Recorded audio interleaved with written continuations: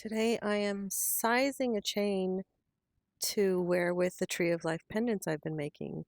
Since it's not the easiest thing to find copper chains that have clasps on them, you can buy chain that is just one long continuous piece and you can cut it to the length that you want. And then you use just a basic wire wrapping technique with a bead and a clasp on one end and a big loop on the other end to fasten it together. So here I am wrapping around the chain on the first end, and then the wire cutters I have are not the best for this. A wire nipper that's shaped more like a hammerhead shark kind of shape, if you know what I'm talking about, I think is the preferred wire cutter for working with beads. It is for me anyway when I'm doing wire wrapping.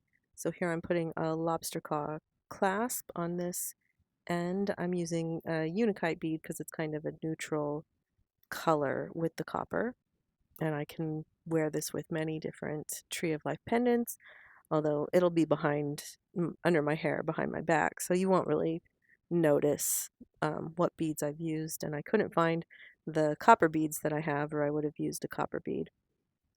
So now the other side, add the bead to the wire first and then make a big hoop that you will hook the lobster claw clasp into.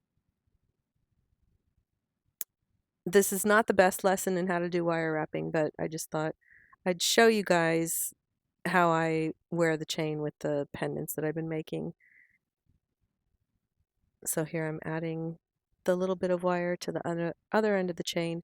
And some people, when they're doing wire wrapping, like to cut little tiny pieces of wire individually to use. I make a big coil because I find there's less little bits that you're wasting when you do this. And if you're using a more expensive wire like silver or gold plated, you don't want to be wasting a lot of little bits, although I know some people recycle those. So there I made the chain, and here is how I wrap it through the pendant so that the pendant doesn't flip around from side to side.